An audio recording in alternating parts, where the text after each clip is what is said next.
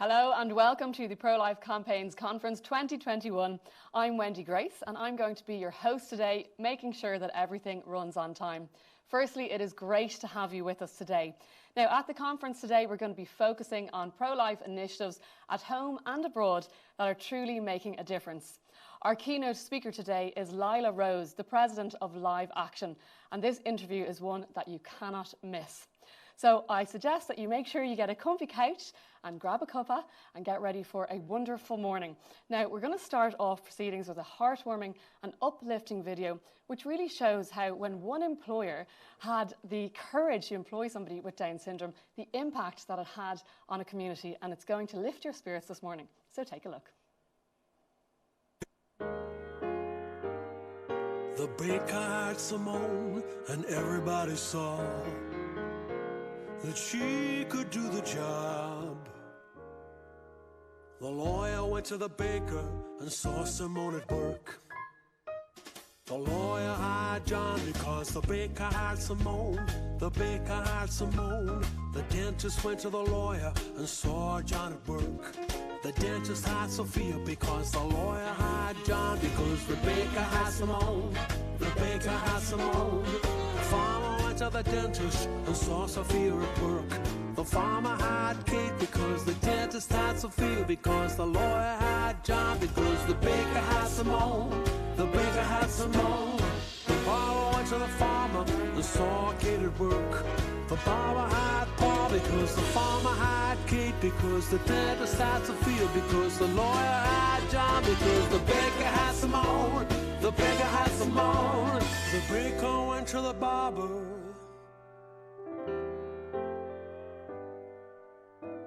and saw Paul at work.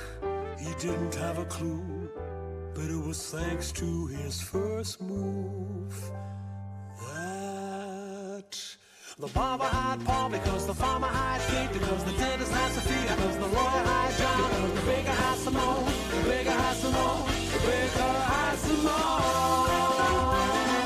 Yeah.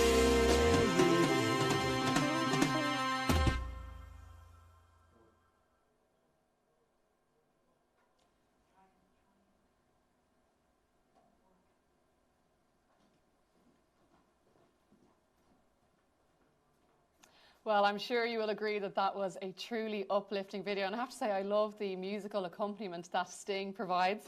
Now, I'm delighted to be joined in studio by Eilish Mulroy of the Pro-Life Campaign. Eilish is going to tell us about what we can expect from the conference today. So, Eilish, tell us what's going to be happening over the next hour and a half. Thanks very much, Wendy, and it's great to be back here. This is our second year streaming the conference online, and before that and up to the last couple of years, we've been in the RDS, and hopefully next year we'll be back there and be able to interact together and talk to each other and mobilise each other. But in the meantime, it's really great that we can, have these events online and so many people can participate. Obviously, the last 18 months have been challenging, and of course, the last 3 years have been challenging since the repeal of the 8th Amendment. It's been a difficult time, but we're very, very encouraged by the number of people who've become engaged and are engaging and participating in grassroots events online, things like webinars, workshops, online events, many of whom are also streaming or listening into us today. So that's very encouraging for us. And today we have a very exciting lineup. We're going to be hearing from students, we're young people, we're going to be hearing from grassroots activists, politicians, we pay a big tribute to our politicians for all the great work that they're doing, pro-life politicians, and also, of course, as you said, the inspiring Lila Rose. So it's a very exciting lineup. Yeah, there's lots going on. One of the things that would be important to focus on, Eilish, is just the short-term objective of the campaign. And particularly at the moment, we're in a situation there's going to be a 3-year review of the abortion law. People mightn't be familiar with what that is, so maybe explain that and the current objective for it. That's right. Well, the abortion law that was introduced back in 2019 had a provision that after 3 years, by the 1st of January 2022, the Minister for Health must carry out a review of that law. And that provides a really good opportunity to take a long, hard look at how the law is operating. In terms of our short-term objectives, of course, it's to reduce the spiralling abortion rate.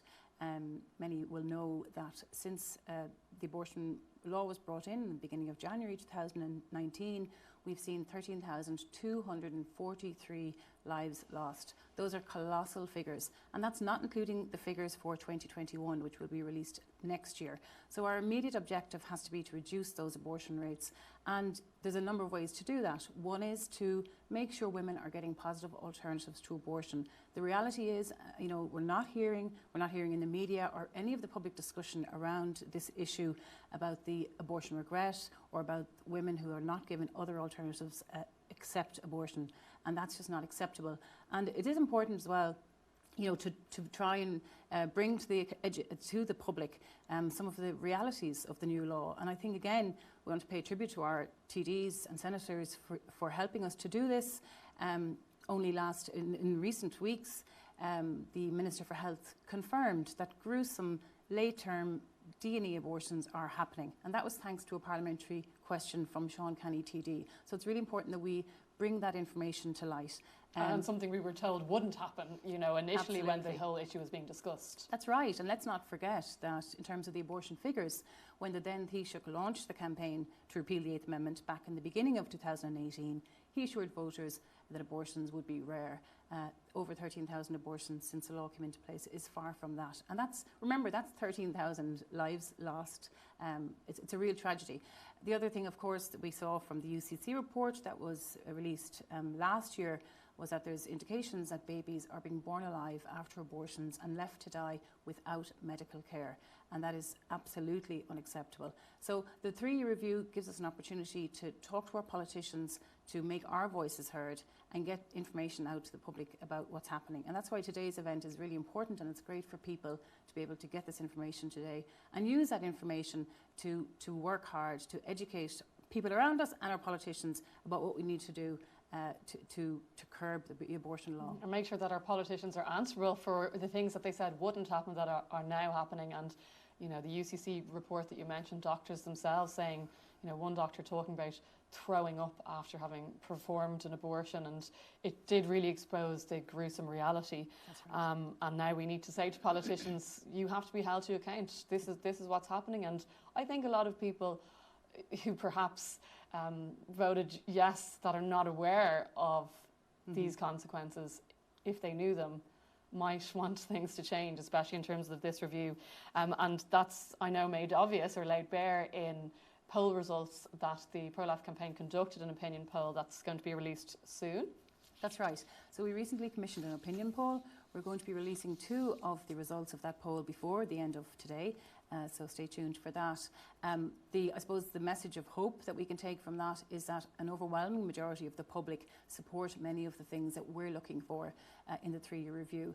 So that's very, very positive, and we can take a lot of hope from that. And that's despite, I think, how it's depicted in the media, in terms of if you were just looking at the mainstream media coverage of this, you wouldn't be aware of that. And the important thing about all of these polls is that they are across a cross-section of people, both yes voters and no voters. So we can definitely will take hope from the poll findings. And of course, we'll take hope from all of the speakers we're going to hear today, especially Lila Rose of Live Action, who's going to be very inspirational. So hopefully everybody will enjoy. Yeah, and one of the things I know that is so important is, of course, young people in the pro-life movement. I've had the pleasure and been encouraged so much over the last few years doing communications workshops, and especially ones with young people and students that are so committed.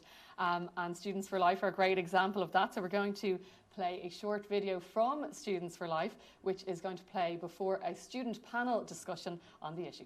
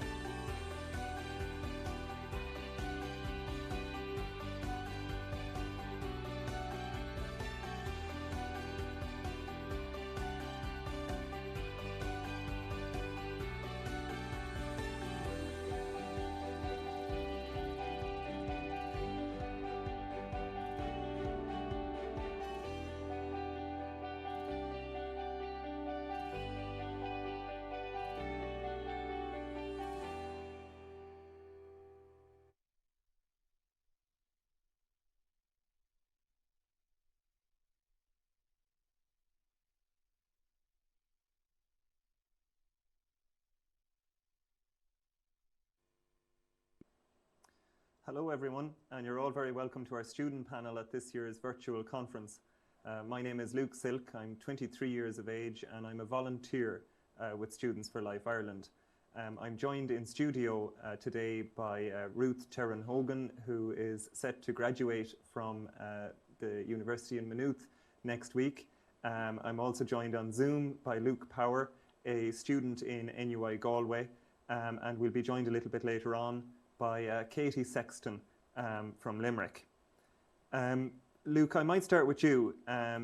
So the first question I have, and I'm sure many of our viewers today have as well, is are you hopeful for the future of the pro-life movement in Ireland? I am hopeful, Luke, and actually especially as a young person I am. We have a very active pro-life society here in NUI Galway, and our focus currently is to get the debate going again.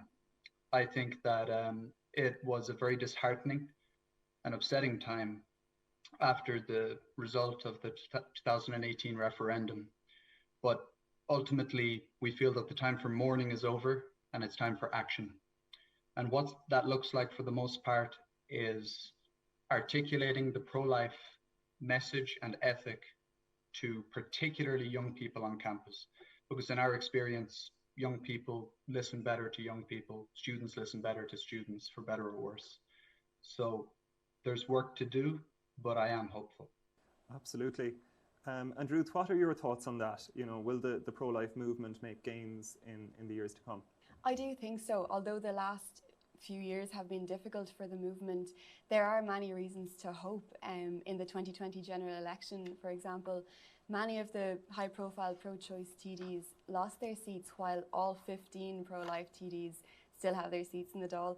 And in recent months, I was in Dublin myself to endorse a bill that was being put forward by one of these pro-life TDs for pain relief for unborn children.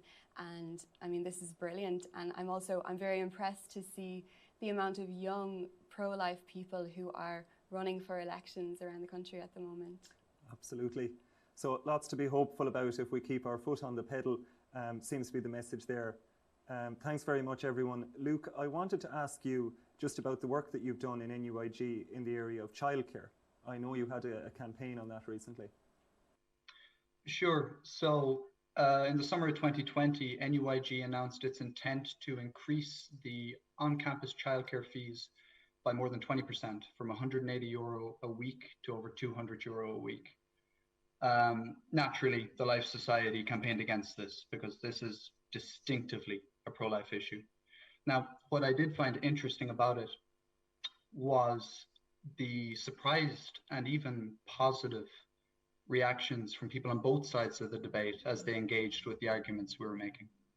But I think at this stage that it's just recognized that the cost of childcare is crippling. It's crippling young families, young parents.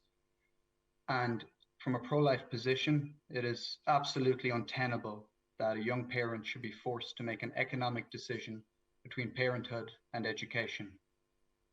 So in that respect, I was very proud to have played a part in that campaign. Absolutely, and I know I listened with intent that time. I remember you were on the radio, my own local radio station in Galway. So just before we let you go, Luke, I have one question that I'm going to put to you, and I'll put it to our other panelists a little bit later on. It's just about, you know, to someone who's watching this discussion today, who may be, you know, shares our views 100%, but is a little bit nervous about getting involved in the campaign or getting active on campus. What would you say to them? What message would you have for them? Well, Luke, what I'd say is that there's this idea that a college campus is an oppressive place to somebody with a pro-life view. And sometimes that is true. But from my personal experience as a student in the College of Arts, as a musician, a writer, someone who's involved in drama circles, I've never lost friends over this. But what I have done is had various healthy and fruitful conversations on this topic. And ultimately, I do feel that these are conversations that we have to have. Absolutely. Listen, thanks so much for that, Luke. I know you're busy with college assignments this evening, so we'll let you go. But Ruth, I might come back to you because I know you talked a little bit there about the photo shoot and your endorsing of the bill that pro-life TDs introduced. And I'm just wondering, what role does social media play in the campaign? Yeah, social media is very important, I think, for the campaign. The Students for Life page on Facebook, we've seen in recent statistics, has reached nearly 1 million people in the last year and a half. So there's great reach there in social media. And, I think in particular, it's the personal stories that prove to be very popular online. I'm thinking in particular of Lauren McNamara, who as a baby was left wrapped in blankets outside Parliament, and of Gavin Boyne, who just 20 years ago was nearly aborted and now is a great supporter of the pro-life movement in Ireland. So these personal stories, I think, are very important in just opening up people's minds to seeing. Even if it doesn't change their minds, it just might get them thinking about the importance of the pro-life message. Thanks a million, Ruth. And I know Luke and Katie have also, as well as yourself, contributed to our feature posts on our Facebook page. And as you say, those types of personal stories do reach a lot of people. So I would encourage everyone watching today, to take out their phone and look up Students for Life Ireland on Facebook, on Twitter, on Instagram. So we're joined now on Zoom by Katie Sexton from Limerick. And thanks a million for agreeing to chat to us today, Katie. I know you're very busy as well. But we were just chatting here about the different reasons to be hopeful for the pro-life movement going forward. And I know you've been following with great detail some of the progress that's been made abroad. Could you tell me a little bit about that? Yeah, so as you said, Luke, thanks a million for having me first. And I'm very, very hopeful in terms of what's happening abroad at the moment. For example, if we look at the United States of America, there's great developments being made in states all over the place where pro-life bills are being reintroduced. For example, the heartbeat bills. Then if we look at Great Britain at the moment, college students, university students who are being penalised and isolated for their pro-life views are taking the legal route, and they're actually winning their cases. So that's very positive, and it's very uplifting for other students like me who have felt this way on campus before. So I'm very hopeful for the future of the pro-life campaign at the moment. Absolutely. And closer to home then, Katie, I know you were in Limerick. What's the crack in Limerick and around the country? What's Students for Life been up to here? Yeah, so as you know, look, COVID put a dampener in everything. But if we just look back to some of the events that we held here in UL 2 years ago, we organised a campaign and a collection day with Special Olympics Ireland, which was great. So we had a collection day here on campus and also in several shopping centres around Limerick. And it was amazing. We had so many students come out, students that weren't even involved in the society coming out and collecting with us. We even had students collecting for us that would have voted yes in the referendum. So I think it was about striking that balance in the middle and getting that pro-life message out there that all lives are to be respected equally. And it was great. We had amazing support to raise about €1,200 over the 2 days. So that was fantastic. Then in other universities around Ireland, there was campaigns held where students went out and stood at stands, and there were signs up saying, "I'm pro-life and ask me why."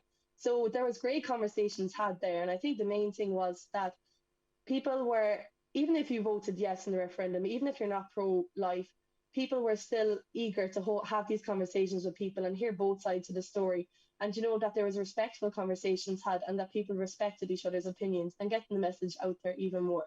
So it's a very daunting thing to do. I mean, you're amongst your peers and everything at your university, but standing up and doing the right thing, I think it's great. It's great progress being made at the moment.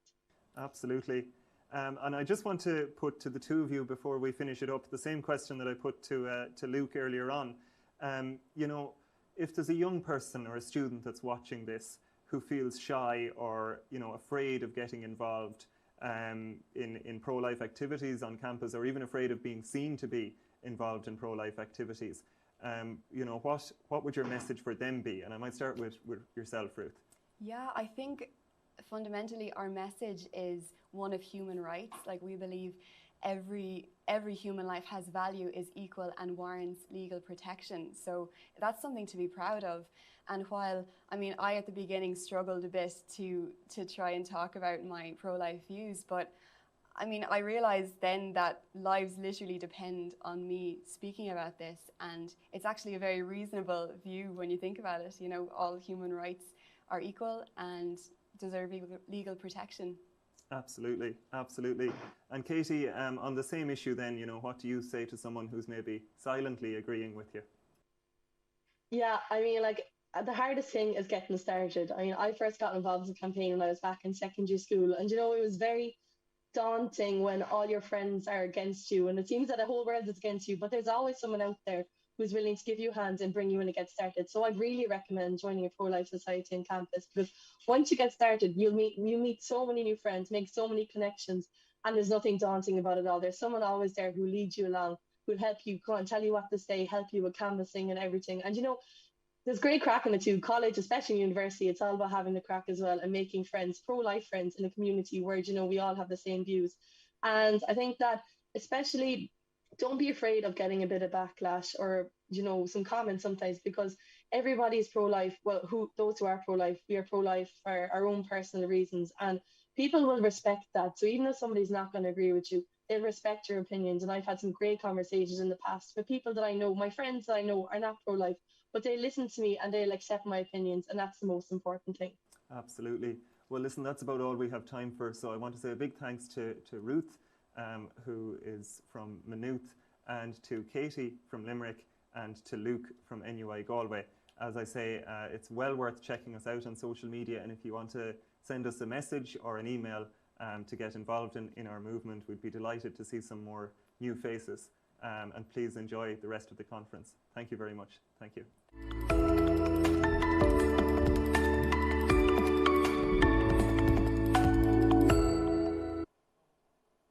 That was a terrific job from Luke and the two Lukes as well, and Ruth and Katie. It is always so encouraging just to hear young people speak so passionately on this issue.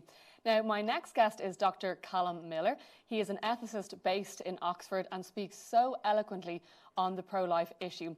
But first, before we go to our chat, we're going to see a short video of some of the many interviews that Dr. Miller has taken part in.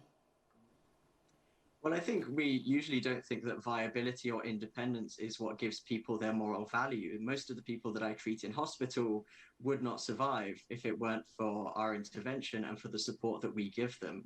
And the baby is in the same position. Without the support that it's given, it will pass away. But that doesn't mean that it doesn't have moral value and doesn't deserve basic human rights. When women are denied an abortion for legal reasons or for any other reason, 96% of those women at least are eventually glad that they had the baby.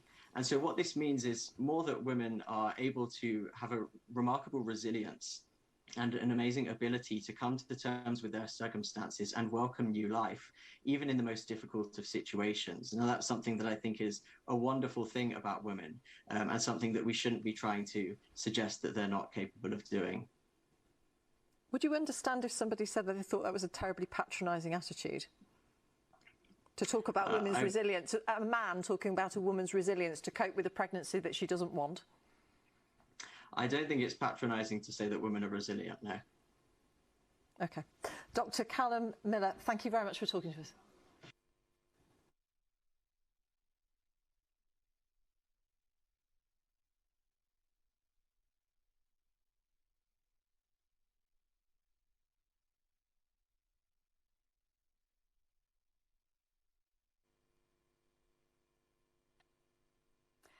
Our next interview is going to be with Dr. Callum Miller. He is a medical doctor, ethicist and philosopher based in Oxford. He graduated from Oxford Medical School in 2015, and he is also a research associate in bioethics and philosophy of religion at the University of Oxford. And he has written a huge amount on ethics and philosophy. And he's really provided a lot of politicians with advice on things like medical ethics, and also he's spoken at over 20 conferences domestically and internationally and appeared on various media discussing these issues. It's great to have him with us again. You might have seen him at a webinar earlier on this year. Dr. Miller, thanks for joining us today. Thank you for having me. It's great to be back with you. I wanted to start off just talking about the situation in the UK at the moment, because even though abortion has been legalised over 50 years ago in England, it seems that now there's so many stories emerging to the fore. Many of them don't get adequate coverage, but about the negative impact that abortion has on women and, of course, babies, that they're now starting to come to the surface. Are people now beginning to wake up to the reality of abortion, do you think? Well, I think some people are. It's to some extent slow progress, but I think we are seeing progress. And part of the reason I think that is we're seeing a huge backlash from advocates of abortion. And for 50 years, or for nearly 50 years, there was really kind of an equilibrium, and there was not much public debate about it. It was kind of a settled issue, and even the other side were not very active, or they didn't try and do very much. But I think what we're really seeing now is a backlash against pro-lifers because they are beginning to have success. So we've seen Students for Life groups massively multiplying at universities. We've seen churches begin to speak about this where they never did before.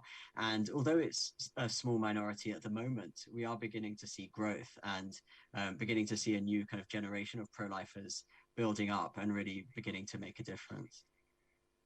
Especially perhaps as we have so much more, when you consider that in 1967, we didn't have things like these incredible 3D and 4D ultrasounds or half of the knowledge that we have about the development of the baby. So you would hope that knowledge is power to do the right thing. But one of the things, that's a positive, obviously, just that the pro-life movement is growing, Dr. Miller, but you're also battling on a lot of fronts at the moment. Tell us a little bit about what's going on.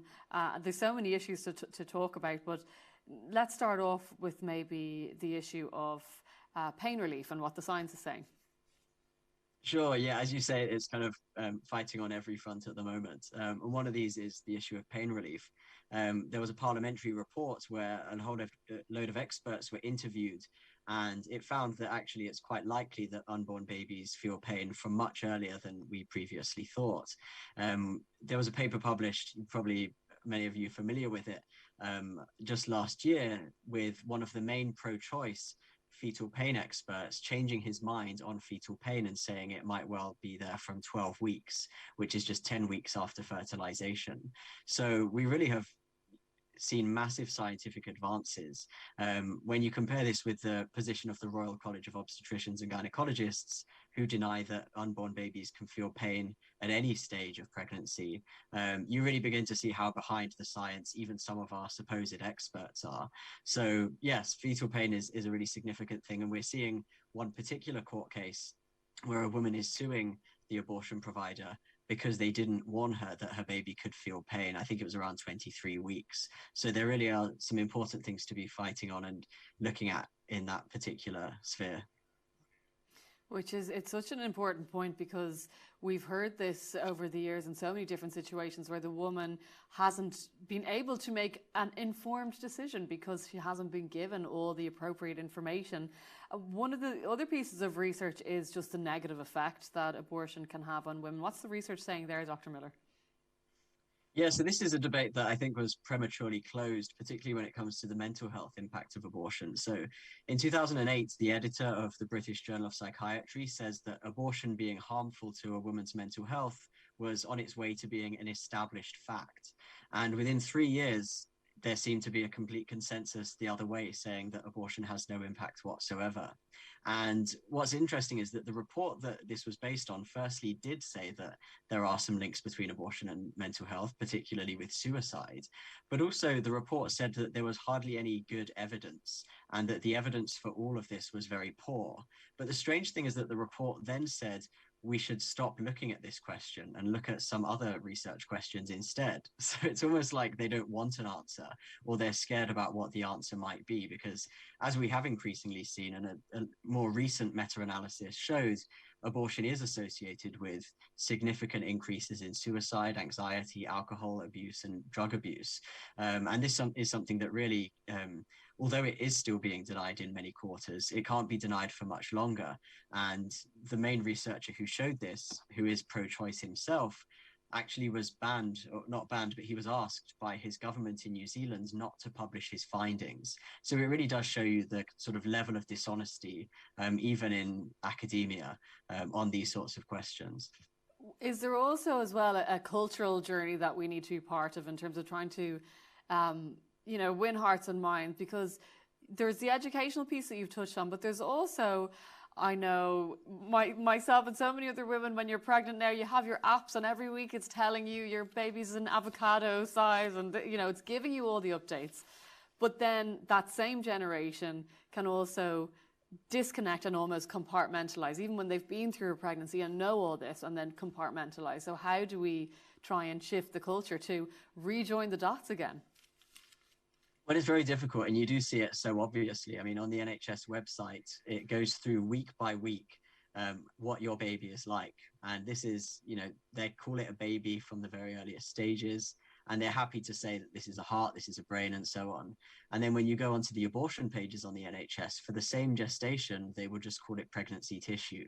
And you can see that it's just a profoundly dishonest and kind of euphemistic way of speaking to deliberately hide the reality. What is the best way to change minds on that is difficult to answer concisely. I think there's a huge amount to it.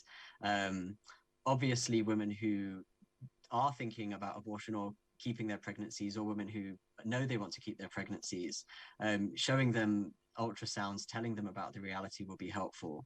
But I think ultimately, a lot of people, especially once they've been through a pregnancy, do know that this is a baby and that this is a human life.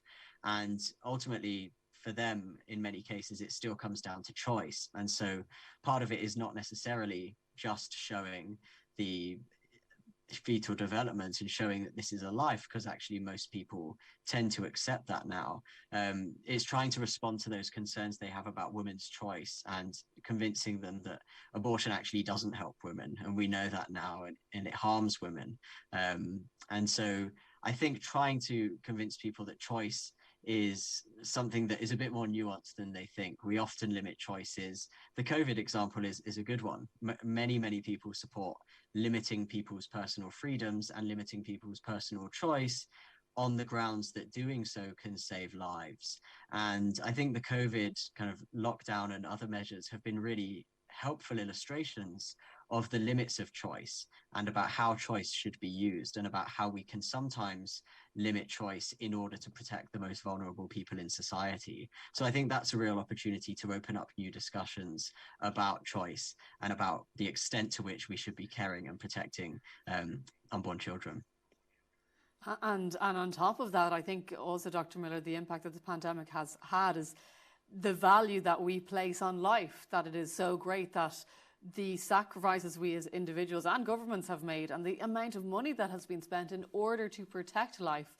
And wouldn't it be amazing if that type of resource was put into protecting life and supporting women in difficult situations, and to give them every support that they need in order to continue with the pregnancy. We've talked a lot today about double standards, you know, and the hypocrisy that is occurring in different situations, be it on the research side of things, or, you know, in terms of just the stories that we're hearing. But one example of that people might be aware of, that you might speak to, is, take somebody like Dr. Dermot Kearney. He's been investigated by the General Medical Council in England for simply helping women who regretted taking abortion pills, in contrast to the peer-reviewed evidence showing the adverse effects of abortion that you've touched on being ignored. How do we get beyond it? It's very frustrating when you have so many examples of these double standards. It is, yeah, and it's really quite a remarkable example, because this is the epitome of women's choice. These women are choosing to reverse their abortion and choosing to have their baby. And what the other side are essentially saying is that they shouldn't have that choice. And it's really quite an astonishing revelation of the extent to which the other side really does want to push abortion rather than genuinely uphold women's choice, to such an extent that one of the women that had her abortion reversed through Dr. Kearney, she was pressured by Marie Stopes, the famous eugenic abortion provider, which has now changed its name to MSI, Reproductive Choices.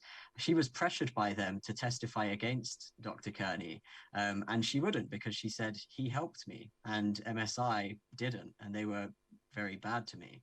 And so what you really see is a real lack of concern for women's choice. This woman made a choice to reverse her abortion, and she made a choice to uphold the good work of Dr. Kearney and to say that he did a good job and was a caring and kind professional.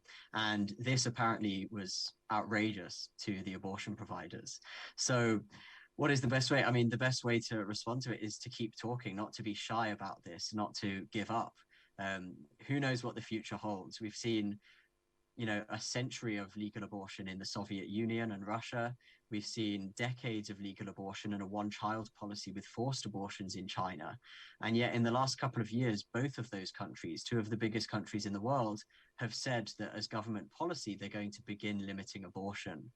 In America, likewise, 50 years of legalized abortion in every state, and that might well be overturned in a Supreme Court case this coming year. So these are three of the biggest countries in the world, which in the last few years and perhaps over the next year, potentially will have radical changes limiting abortion. And so when people are inclined to give up, especially in a country where the media and the infrastructure seems so hostile, I would say that there's always reason for hope, and there's always something to be fighting for, whether individual lives in individual conversations or even political change, even if it takes quite a few years. I would say keep fighting and keep doing that good work in order to save those lives.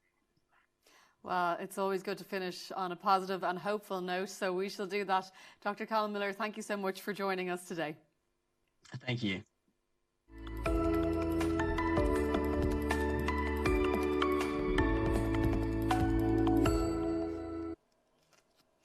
So I just want to get to some of the many comments that are coming through to us because people are watching on different platforms on Facebook and YouTube. And if you want to get involved, make sure you use the hashtag PLC 2021. It's great to be joined by people from all across Ireland. I just want to get to some of the messages coming in now. Mary, watching in Sligo, says, wonderful to see Students for Life at the conference, gives us hope for the future. We're just hearing from people from Wicklow, Down, Donegal, Galway, Sligo, Mullingar, Tipperary, the list goes on. So make sure when you're messaging us to tell us where you're watching from, because it's just great to see people from all across the country. Martin in Limerick says that he loves seeing Students for Life. Yes, people are so encouraged by just seeing young pro-life people who are so passionate and energetic as well. Brendan, listening in Wicklow, says it's good to hear lots of positive pro-life news from NUIG, losing no friends over it. Sean, who's listening in Ballantyre in Dublin, says, keep up the good work, protect unborn babies, and thank you. From the Diocese of Ferns, God bless the work, Colette says, Mary from Donegal was congratulating Dr. Miller on a BBC interview that he did recently. She said it was great to hear him speak out. Des, who I'm not sure where you're watching us today, but he says it's uplifting to see and hear pro-life discussion on social media. It'd be lovely to hear it on national media as well. He says that will take time, but keep going. Yes, a very good sentiment there, that we just have to not give up. Bishop Kevin Doran, who is also the chairperson of the Archbishop's Council for Life, says best wishes and blessings to everybody involved at the conference. John Byrne, who is listening or watching us, actually I think in the US, because he says all your pro-life friends and supporters in the US are impressed with our work. So do keep the messages coming in wherever you are watching, whatever platform you are watching on, with the hashtag PLC 2021. Now, as Eilish touched on earlier, and as Dr. Miller mentioned in his interview and will be mentioned many times today, one of the things that is most important at the moment is being connected with one another. And it's been great to see this happening over the past 18 months with various different pro-life campaigns, initiatives. And we're going to be hearing about the Grassroots initiative shortly from Sheila Quinlan. But first, we're going to play a short message from Eamon O'Queeve, TD, and Senator Sharon Keoghan, who are wanting to send their best wishes to the event today. I would like to wish you well with your annual conference. The last few years have been difficult for all who believe in the fundamental right to life, for both the unborn and for the born. I would like to compliment you on the hard work that you do, particularly preserving that right for mothers and their unborn children. I would also like to thank you for the support you have given members of the Oireachtas who share your values. Tásúlam go mar cógáil iontu agwe, agus go naide go gal levo go daibre a gcónaí. Hi, good afternoon to you. This is Sharon Keoghan here. It's great to be part of the pro-life movement here in Ireland. It's been a very difficult few years following the referendum here, and it's been very challenging for everybody. So it's encouraging to see the wonderful work that is taking place throughout our country with regard to the pro-life movement here. I want to commend you for your work, and if you need to contact me or any of the TDs here in Dáil Éireann, I'm most happy to meet with you and discuss this issue with you going forward, particularly with regard to the review that is going to be taking place in the future. So let's keep talking about it until we get a positive result.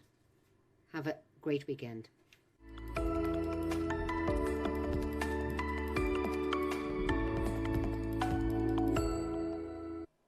And we're going to hear from some more pro-life Oireachtas members later on in today's proceedings. But right now we are going to go over to Sheila Quinlan, who's hosting a discussion with young grassroots volunteers.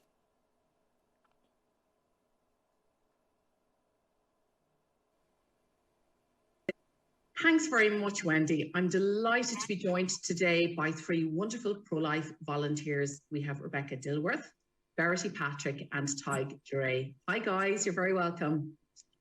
Hi. Hi.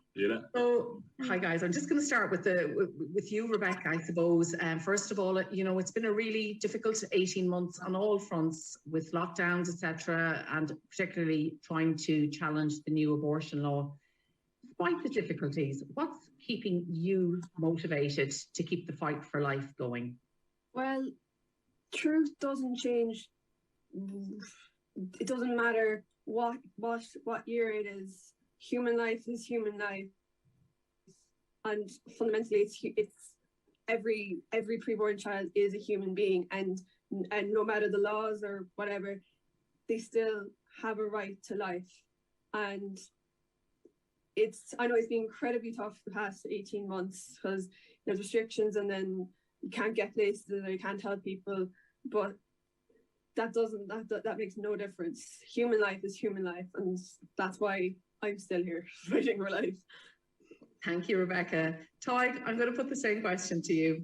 Yeah, brilliant, Sheila. I suppose, the 18 months have been very tough for a lot of people across the board, especially, you know, for older people and that, you know, I suppose, in terms of their health. And I think it's put a real focus back on family life and to focus on I suppose, how important the lives are of all people. And it's interesting to see the government come out with so much rules into place, put so much laws into place to protect the elderly and against the coronavirus. And then on the other hand, you know, it's completely free game for the unborn child and that. And we've seen already, you know, it's great to see the representation in the Dáil from the pro-life TDs and that, you know, they're still fighting the fight and they're doing their very best. And, you know, that's heartening for the rest of us out here as well to see that. And I suppose, yeah, look, it's an issue that's very important. It's life and death for all of us. And, you know, it's something that I suppose it can consume you nearly too much. But, you know, it's great to see it. Like we're just like the other side back in 1983, or when they lost the referendum, they knuckled down, they got stuck into that campaign, building their membership, and you know, they came from, you know, opposite, and you know, that's exactly what we're going to have to do, and there's no other way. And look, all you can do is your best, and that's why I'm still doing what I can for the pro-life movement and what I can. Well said, Tig. Thank you for that. Verity, what about you? What keeps the fire and the fight in you going? I think for me, it's kind of seeing what's going on globally around the world, especially like in the US with what happened in Texas, and even what's going to happen with Roe v. Wade in Mississippi. I think it's just seeing people still have resilience and still fight for the pro-life cause, even with the strong force and opposition against us right now. I think that's really what's making me still have hope for the pro-life movement. Okay, very good. I know there have been lots of stories over the last year that have, you know, stood out. I'm just wondering, are there any particular stories maybe that would have stood out for all of you over the last year or so? Firstly, what about you, Rebecca? What has stood out for you story-wise? The story that emerged a few days ago, or the past few weeks as well, is about pregnant women being smuggled into Ireland and being like trafficked, and their children are being sold, like put up like so reduction, and it's just so horrendous. And I just think it's pretty ironic that the government's turning a blind eye and it's not in the media. The government media will be first to pull out any horrendous story that has to do with like any institutions that don't fit their agenda, and just how there's still politicians and TDs and different groups who are bringing this to the attention of the general public. Thank you. That was a story in the last couple of weeks. What about you, Tig? What story has stood out for you maybe in the last year? I know there are many. Because I suppose one of the main ones most recently that has popped up in the media has been, I suppose, the representations put forward by pro-life TDs and in parliamentary questions that as well. And it's very important that we have TDs that are able to ask the difficult questions, and it's very important for the democratic, I suppose, integrity of us as a country and that as well. Like, we don't have 33% of TDs in the Dáil that are pro-life, and that's something that we need to work on and try and change moving forward. And I suppose the only way that change can happen is if everyone in their own community supports the local pro-life candidate, and like even if they come from a different political party or that from yourself, it is absolutely hugely important that pro-life people do get behind whoever the elected pro-life person is, whether they cross any kind of party that is in their local area. And that's the only way that we're going to see anyway, from a pro-life perspective anyway in this country. And obviously if there's not someone in your local area that is pro-life, that is an elective representative, people can consider running themselves, and they should go and have a chat with someone maybe who's got elected before. It's certainly easier said than done, but it is absolutely vital for us, and it really would encourage the pro-life TDs that are there, and it really would support their great work, what they're doing for the pro-life movement. Like, they're standing out, they're making speeches, they're standing up the best they can, they're under pressure from the media, and we definitely need that witness in the Dáil, to support the great work that those people are doing. And that's one of the main stories that I've been heartened by and certainly supported. Thank you for that, Tig. And I'm going to give you the last word, Verity. What, if you could just pick one story that has really stood out for you in the last year, what would it be? I think for me, it's what happened with the National Maternity Hospital, with the way that a couple whose child was misdiagnosed with a terminal condition and then it got aborted.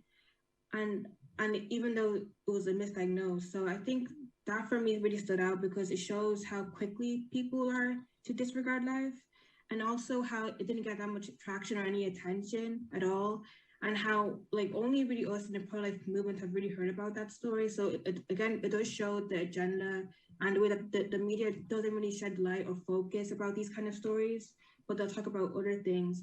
And even just with the way that life is easily seen as inconvenience.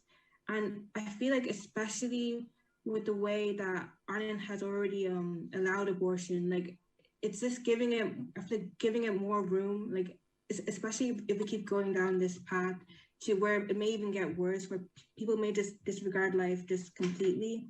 Especially, I even read some statistics, not in Ireland exactly, where around 90% or a good majority of those who have Down syndrome, and I think in Iceland, get aborted. And those kind of stats just kind of horrify me, because it really does show how easily people disregard life, even if it's not a terminal condition, how people are quick to abort anything that just isn't easygoing. So I think that's something that has been on my heart lately. Thank you so much, guys, for all of that. Just before I finish up, I just want to plug our next Pro-Life Campaign Network webinar, which will be on the 11th of December at 11 a.m. in the morning. And I really look forward to seeing you all there. Just a reminder for anyone who maybe perhaps wants to get more active, to contact us, you can do so on info@prolifecampaign.ie. And now I'm going to hand you back to Wendy. I just want to get to some more of the very encouraging comments that are coming in. People are watching all over the country and in different parts of the world as well, on Facebook and on YouTube, and you can use the hashtag PLC 2021. We have Patrina, who is watching from Singapore, very impressed with Dr. Callum Miller's interview. Rachel, watching in Mayo, says, many thanks to all our wonderful pro-life politicians. Their courage in the face of opposition is admirable, and they represent so many people who will continue to support and vote for them because of their pro-life stance. Frank, who is watching us in County Louth today, says, great beginning to the conference. I loved the Students for Life. The future looks brighter whenever I listen to our students. Very, very true, Frank. Paul says, very inspiring, and we're only halfway through, from sunny Rush in North County Dublin, Gurmagat. Una says, I'm watching from Geneva in Switzerland this morning, and she said she wanted to say well done to the PLC for hosting a super live webinar. Super to hear young Irish college students speak out for Pro-Life Ireland. Keep up the wonderful work. Sinead and Kieran are watching from Leitrim today. Says, brilliant to see young people of integrity and courage. You are the future of the pro-life movement, and never give up, please. Yes, indeed. And we're going to be talking a lot more about that, just about how all of us and the role that we have to play in terms of being connected and connecting up with various different initiatives of the pro-life campaign is so, so important. And great to get your messages. Keep them coming in to us. And we're going to actually watch a short clip now, which is going to be really highlighting some of the work that's going on. But before that, I have a very important message to give. I want to take a moment to send our best wishes to our very good friend TD Matty McGrath. He is recovering at present from an operation, so we obviously want to wish Matty a very speedy recovery, and we want to keep him in our prayers as well. But Matty, in spite of that, in spite of recovering, he still managed to take the time out to send a short message to all of you today. Just a few words of encouragement from Matty McGrath to the pro-life movement. Continue your gallant work, and I wish you well for your conference at the weekend. Look, what we predicted at the time of the debating the legislation has sadly come true, with over 13,000 babies' lives lost. So look, Gonalga Galgate Galair, and maintain the good work. And please keep in touch with us politicians as well, because we need constant information and engagement. Muidir British Steve Galair.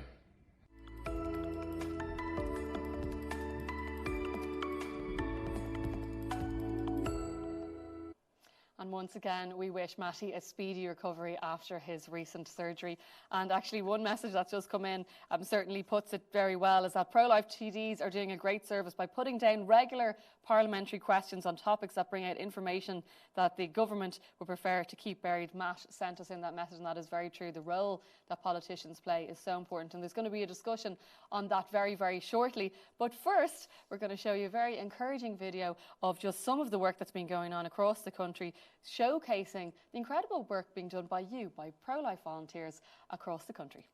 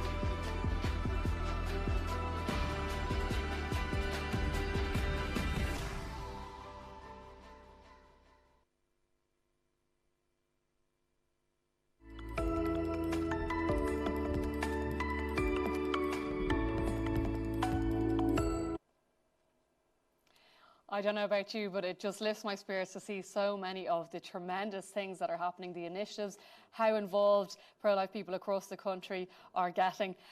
We've touched on today how important it is, the grassroots perspective, but the other thing that's important is, of course, politicians and how they represent us.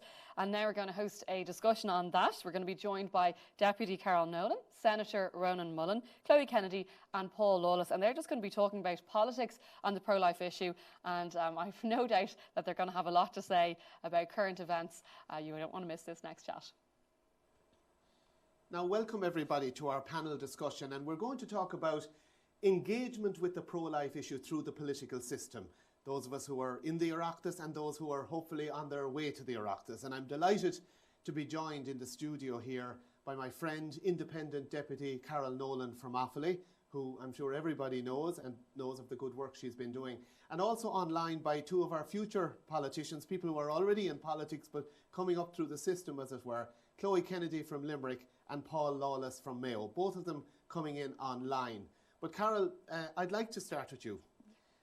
We know that since 2018 and abortion's legalisation, it was only going to be bad news, and we see it already, 13,000 abortions since it was legalised, and plenty of other challenges, and a government that doesn't appear to be listening to people. Yet you always seem to be a person with a mission on this, and you always seem to be positive. So thank you for that, but how do you do it? Well, look, I suppose it's such a very, very serious issue. Obviously, the result was heartbreaking, and the fact that we have over 13,000 abortions is also heartbreaking. And look, I stay focused. I try to stay true to my beliefs as much as I can. I'm very strong-willed, I'm very determined. And I also want to acknowledge the great support of senators like yourself and TDs also who share the same views, TDs like Matthew McGrath, the Rural Independent Group. So I'm surrounded by good people, but I am very focused. And also because it's such a serious issue, we have to make sure that the unborn baby has a voice. And that to me is the crucial piece of the jigsaw. That's why I'm so determined to see justice done in relation to this issue and to highlight the barbarity of the situation that we find ourselves in today in Ireland. And I think really that's what motivates me. I do have a stubborn streak also, which stands great to me, you know, and stands in good stead. And not just on your pro-life advocacy, but in surviving in surviving, politics. Absolutely. In terms of survival, I would have a stubborn streak, so that all helps. But I do feel very, very strongly about what has happened, the barbarity of what we see, and indeed the injustice and the fact that the little unborn baby doesn't have a voice if we don't speak up. And that's what it comes down to. We have to speak up as political representatives. We have to try and do the right thing. And that's where I see myself going, trying to do the right thing and trying to be that voice along with my colleagues in the Oireachtas. Carol, I'm very taken by what you just said there about the support you get from members of the Oireachtas, and I feel the same way. And, you know, we might wish there were more people, but there are people there who back us up, and sometimes quietly, the ones that are in the parties that you wish would speak up a bit more. And there's also great consolation in the fact that there's people coming up into politics, and in that context I'm delighted to call in Chloe Kennedy from Limerick. Chloe, because you have an interesting profile. You've been involved in the youth wing of a political party, but also very much involved in the pro-life movement for a long time now. So first of all, welcome and thank you. But tell us, you know, how do you see the future, given the challenging environment we have in Ireland? But like Carol, you've plenty of optimism and spirit in you.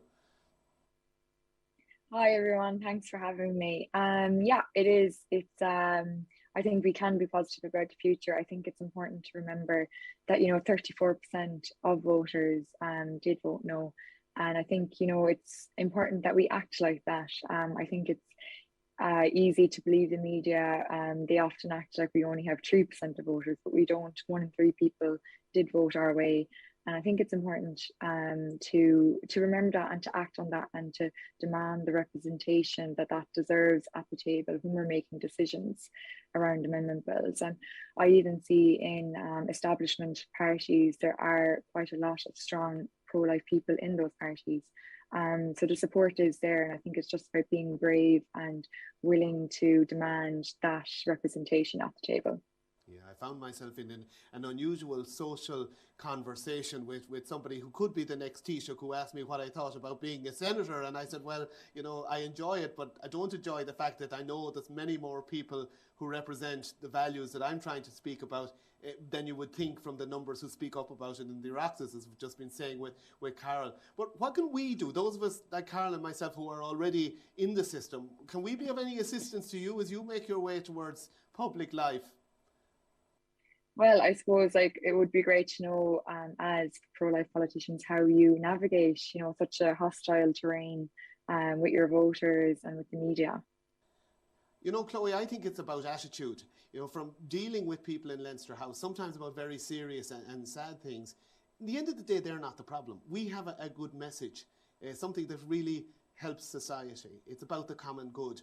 And that means that we also care about the people that disagree with us. And I think if we can keep that positivity and avoid getting into the oppositional attitude, we'll last longer in politics, and I think the message we're trying to serve will do better. And a great example, I think, that I've been thinking about a lot in recent days would be, don't know, would you agree with me, Carol, Sir David Amess, the British politician who was murdered, but everything we've heard about him since he died was that this was a man who cared about his constituency, was endlessly active on the everyday things, but when it came to important issues like respect for human dignity, respect and protecting the unborn, standing up for animal welfare, big issue things, he was there too. And I think that's a model for many of us to follow. So I just want to wish you the very best and keep coming and look. I hope I'm still in the Oireachtas when you're there. I've no doubt it won't be long before you're there, Chloe. And thank you for joining us. And we'll be going on to Paul Lawless in a moment.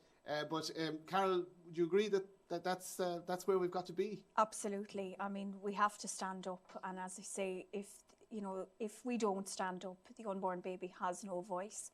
It's such an important thing to do, and it's the right thing to do.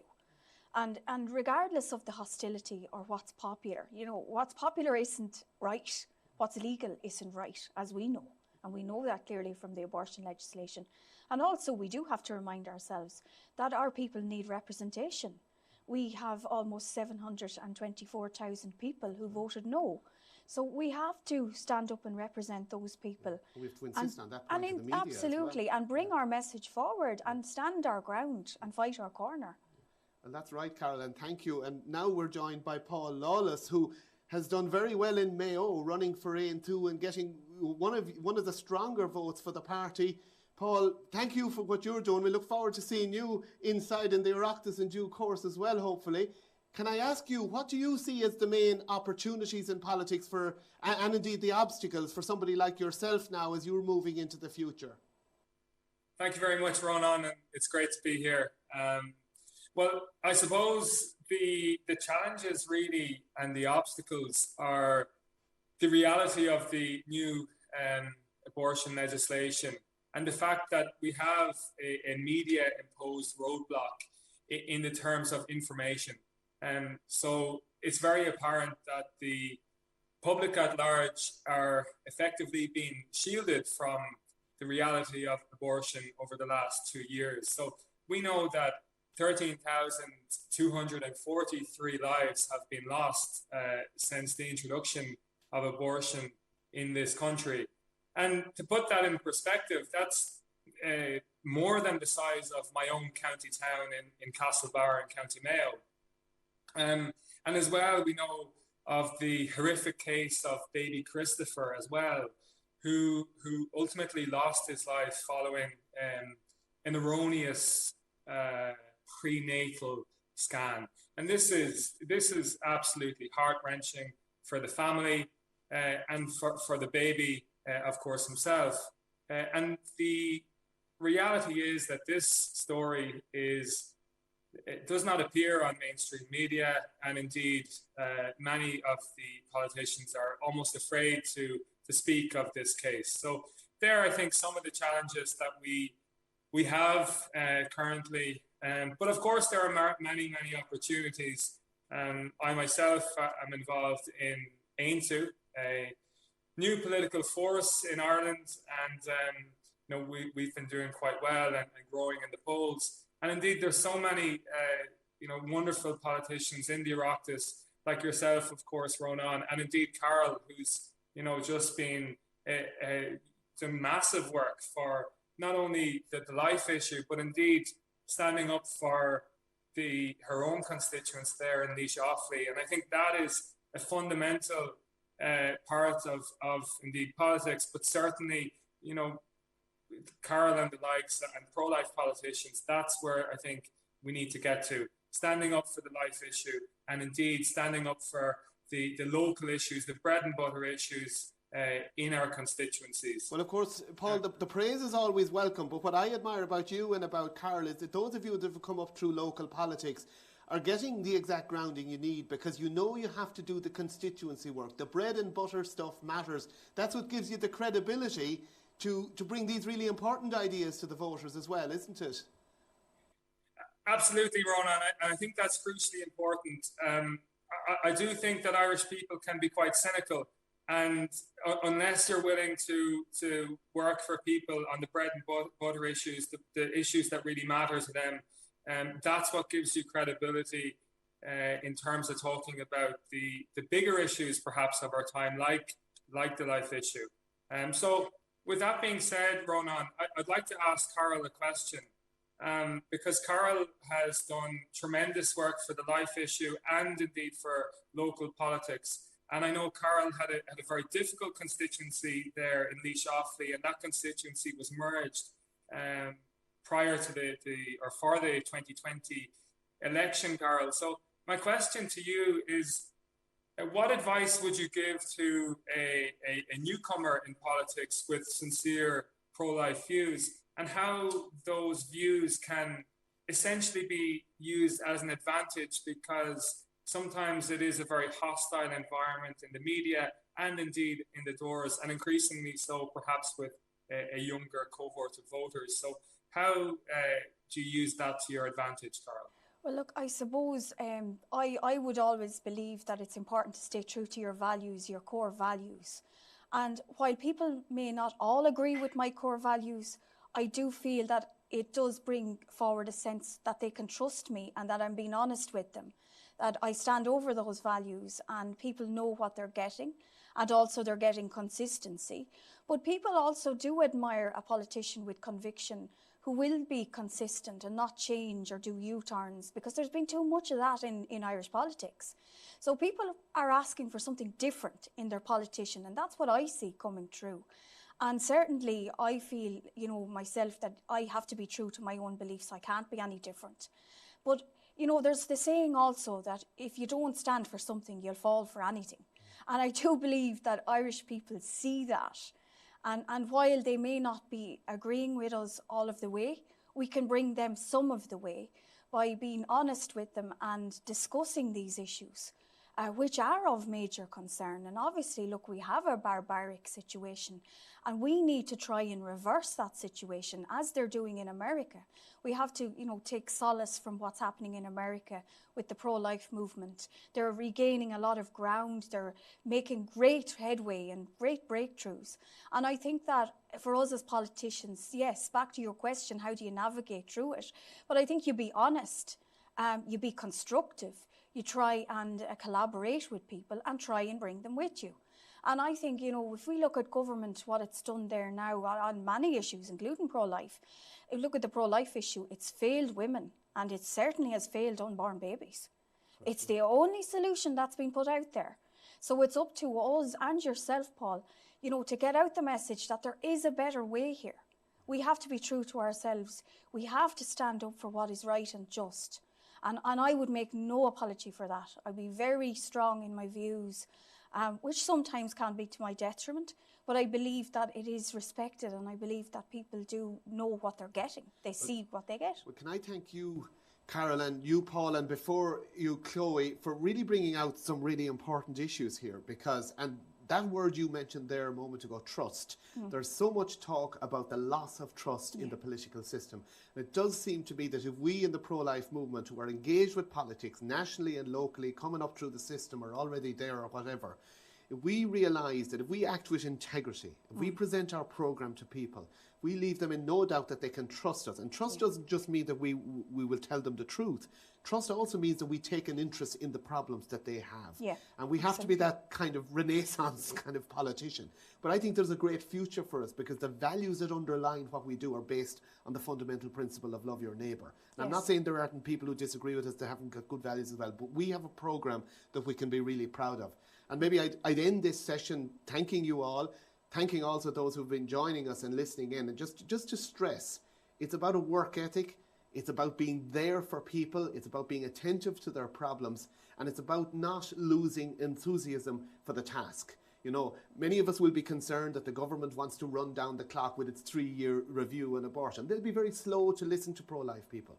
But we have a mission, a workload that we are going to continue with anyway. You're bringing forward important legislation about precautionary pain relief for the unborn. You and I and others are going to be lobbying on that. And we will struggle to get majority support in the short term, but by keep returning to the issue, bringing it before the media, bringing it before the political system, and bringing it before the people, we are going to prevail because our ideas are good. So thank you all, and thank you for joining us for this panel session of this conference.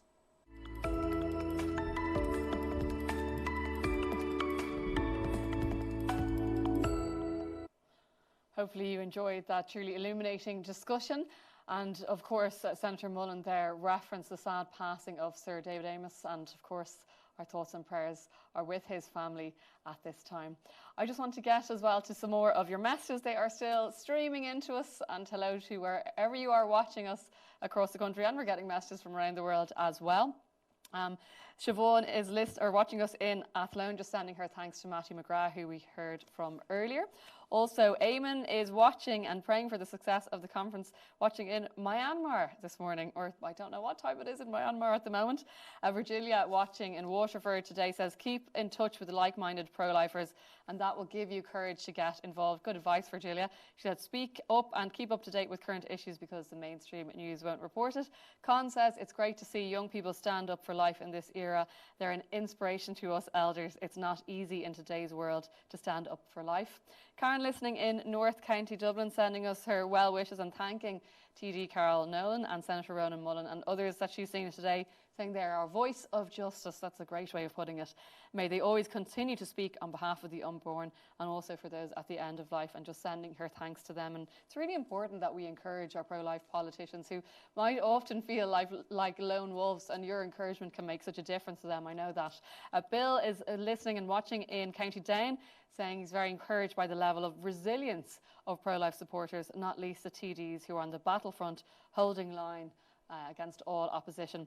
Bill says we need to be very active in support of these TDs when politicians find it easy to go with the flow. Yes, and I often think that many of our pro-life politicians have what we want in our political leaders, those who have backbone and courage, of course, as well. Matt says, hopefully it won't be long until Paul Lawless is a TD in my native Mayo. And Martin says, Carol Ronan and all those outstanding pro-life politicians are groundbreaking leaders in fighting for the unborn and their mothers courageously, realistically, persistently, fearlessly, articulately. You are the vanguard of the culture of life. Well done, and keep standing up. It's so right what you're doing, no matter what opposition, which is quite astounding in its negativity. Stay strong and know that you have great support. Lovely to get that encouragement today for our pro-life politicians. And we're going to hear from one of those very politicians now very shortly. We're going to see a short message from Aontú leader Peadar Tóibín. And he raises a very important issue in this next clip. And we have to really thank him for the hard work that he has done, because what he's trying to expose is how telemedicine, or at-home abortions, if you want to call them, referendum, that he's trying to say that the so-called experts that are advising the government, far be it from experts, the recent documents that were uncovered under the Freedom of Information request, what they actually showed is that actually this push is coming from a group of high-profile abortion campaigners who are using a template, copy and paste emails to lobby for these at-home abortions, which, as we've sadly seen in other jurisdictions, not only are they, of course, detrimental to unborn babies, but they are putting the lives of pregnant women at serious risk. Let's hear now from Peadar Tóibín. Just before the referendum, the government and the parties in Leinster House made a massive argument for the legalisation of abortion. And one of the reasons they said was because women were taking abortion pills at home. They said that that was extremely dangerous for that to happen. Indeed, Leo Varadkar went on the record and said that it would be only a matter of time before a mother would die because abortion pills were being taken at home. And as a result, they wanted the law to be changed so that women could have an in-person consultation with a doctor while they were taking the abortion pill. But amazingly, soon after the legislation was implemented, the government rode back on that very point. And indeed, changed, not the law, but the interpretation of the law to allow for mothers to take the abortion pill while they were at home. And this is now incredibly the practice now. So a number of months ago, an FOI was submitted to the Minister. And in the FOI, we asked, who did the government consult with in relation to the provision of abortion pills unsupervised at home? And the Minister said that he consulted with a broad range of organisations. But we have found out the truth is that he's only consulted with pro-abortion and pro-choice campaigners. Indeed, all the letters that the Minister has received are all nearly templates of each other, all using similar language, similar arguments, and even similar structures. The Minister didn't consult with any pro-life, any pro-human rights organisations whatsoever. And this is an incredible situation. Robert Watt, who's the Secretary General of that department, said that as soon as the COVID restrictions were eased, that they would return to in-person consultations with GPs. That hasn't happened yet. Indeed, many TDs here in Leinster House are arguing for the very thing that actually they argued against when they were looking for the liberalisation of abortion. They're arguing for the continuance of abortion pills to be taken by mothers at home. And we know internationally this is extremely dangerous. We know internationally women have lost their lives with regard to this, and this is absolutely wrong.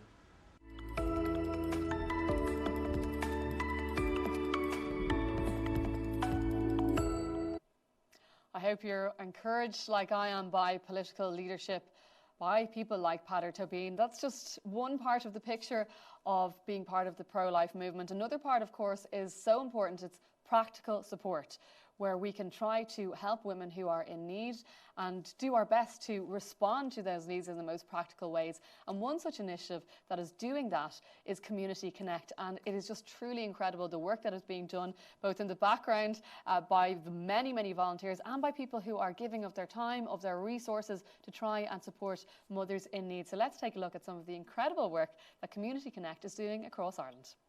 Community Connect is providing a vital lifeline to expectant mums and new parents. In the past year alone, it has made over 850 unique visits to families in need, helping new parents and women experiencing unplanned pregnancies who are struggling with that nagging question, how will I provide for my baby? Community Connect exists to help answer this question with practical material supports so that mums and parents feel more secure and supported in bringing their baby into the world. It has 10 active locations around the country where people can donate baby items and parents in need can access them. With over 35 key volunteers and 180 people who have signed up to help knit baby items, Community Connect is doing phenomenal work. To volunteer or to donate to Community Connect, visit communityconnect.ie.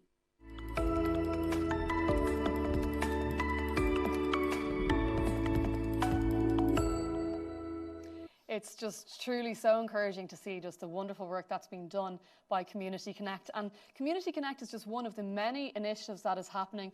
We've also, of course, heard about the Grassroots initiative and so much more. But one of the things that is important to highlight is none of these things can happen without people like you stepping forward, of course, giving of your time and your gifts, but we also need resources as well. So I would just really encourage you, if you are able to today, if you could go to the Pro-Life Campaign's website, prolifecampaign.ie, and click the donate button.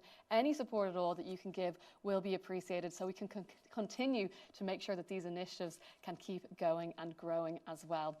Well, now for the focal point of today's conference, our interview with Lila Rose. It's incredible to think that Live Action, which she founded, was actually inspired by herself when she was just 15 years old in her family's living room, when she actually saw what abortion does to the unborn child. And to date, Live Action and its videos that it's created, which are mostly seen by young people, which is so encouraging, have over 1.3 billion, not million, 1.3 billion views. It really is a remarkable achievement, and I know has changed many hearts and minds, not only in the United States, but around the world. Now, Lila has been a real face for the kind of pro-life millennial movement. Young pro-lifers really look up to her, and rightly so. And she regularly appears on American television and writes for various different news outlets. And she also has a podcast, if you want to check it out, called The Lila Rose Show.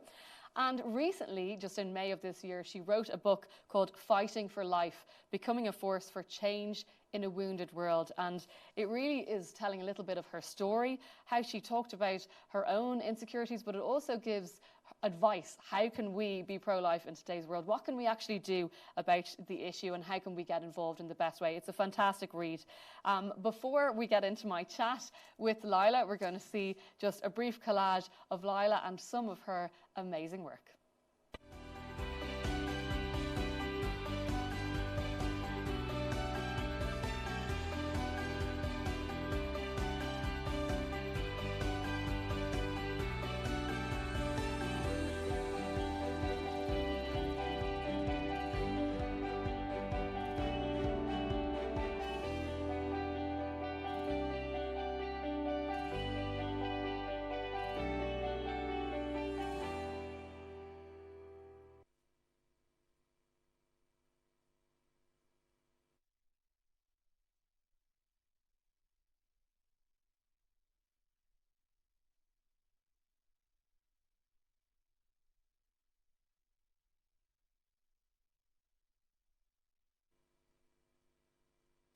And I'm delighted now to be joined by Lila Rose. Lila, thank you so much for being with us today. And we have a lot to cover in a short amount of time, but let's just start from the very beginning. What inspired you to get involved in pro-life work and start Live Action in the first place? Well, thanks so much for having me, Wendy, and thank you to all the amazing folks listening who are doing such great, inspiring work in Ireland and beyond. I got involved in pro-life work because I had this realization of what abortion was. I was a young girl growing up in Northern California, and I'm one of 8 kids, so pro-life family right there. But my parents weren't activists; they were educators. We were homeschooled. We had a very, beautiful, vibrant family, but there wasn't like going outside the abortion clinic or getting involved in politics. That wasn't part of upbringing. That would come later in my teen years after I came across this book where I began to study, which is called A Handbook on Abortion. And long story short, I saw for the first time, reading this book as a kid, there were actual images in it of children who were victims of abortion. So you can actually see in the first trimester, a child, you can see arms, legs, face, a 10-week-old child who had been killed by a first trimester section abortion. And looking at what abortion actually does and seeing the humanity of the baby that it destroyed, I think for anybody is so compelling. It's so convicting. And I was very determined when I discovered that. When I started to study the issue, I learned that there were at the time 3,000 abortions every day in America. And I thought, this is the human rights issue of our day. These are children, our children being killed. I have to do something about it. And so that inspired me to begin pro-life work in my city of San Jose. One of the things that you talk about, Lila, is you talk about that we have to have our hearts broken to really be involved in the pro-life cause. It sounds like your heart broke a little bit when you were studying that book that you mentioned. But what do you mean by that? Like to be heartbroken in order to be pro-life? What does that mean? Well, I think anyone listening, maybe you've had an experience like this or many experiences, but it's abortion's devastating. And you hear the stories of, and people personally, many of us do, who've had abortions or been involved in abortion. It's devastating. Former abortion workers tell their stories. It's devastating. The act of violence against a child, it's hard to comprehend. The fact that, daily globally, there's tens of thousands of abortions, over, they say 100,000 abortions globally every single day across the world. It's devastating. And I think we have to allow ourselves to let that sink in, even though it hurts to even think about all of that death and destruction, and all the lies being told that perpetuate the killing. It feels overwhelming. It is overwhelming. We're not really made to process that kind of grief and that kind of death toll. But I think allowing ourselves to feel broken about it is a necessary action. I talk a lot about this in my book, Fighting for Life, about how heartbreak it compels us to take action. You don't stay in your heartbreak, but you let it inspire you. But to keep your heart cold, to keep it distant is apathy. And apathy is deadly. We can't save lives with apathy. So we have to allow ourselves to hurt. And there probably is, a danger that can happen, because even, Lila, when you're mentioning, you know, the really devastating figures, you know, and we've had the same experience here in Ireland since abortion was introduced, you know, an over 60% increase in the numbers of babies dying by abortion and the number of women being harmed by abortion. But you can also become almost overwhelmed in one way, but that the numbers they wash over you because you become almost numb. How do you fight against that feeling? Well, I think a part of it is, first of all, we have to live our lives. You know, part of being pro-life is passionately living life. Life is beautiful. That's why we fight for life, right? So you can't always sit in the horror of the thing, because otherwise it's like you say, we're not meant to operate that way as human beings. So love your families, you know, work hard in your jobs, explore the beautiful world that God's created, live your faith. All of these things are so important. But I think taking time to grieve is essential.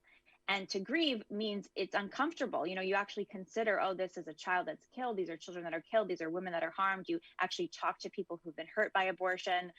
You actually let yourself feel solidarity and empathize. It's necessary. I mean, again, it's not easy, but it's necessary fuel for the fight. And, you know, I've done this now 20 years almost. You know, I'm 33 and I've been involved in this cause since my early teens. And I let myself still cry. You know, it's sometimes if you go months with just not letting yourself emotionally connect again, I think that's dangerous. You have to let yourself regularly grieve the very thing that we're fighting against. And you talk about, Lila, just that grief and that hurt compelling us to action, and that certainly is something that you've done so many times. But one of the things that has been just incredible to witness is the undercover work that you have done that has just exposed the brutality of the abortion industry in the States, not only what it does to preborn children, but the harm that it does to women. Tell us a little bit about, and I know there's been so much, but just some of the undercover work that you've done and what it has exposed. Of course. So I started doing investigative reporting of abortion clinics when I was a college student, a university student. And I discovered very quickly, I mean, I had done research about different abuses that happen in abortion clinics, places where abortionists are operating. And I discovered, you know, they don't care for women. You know, they say they're for women, but they're for really committing abortions. That's their ideology. That's in many ways their job, their profit, how they make money. And what I discovered was there's a strong link between, for example, sexual abuse cover-up of young girls and abortion.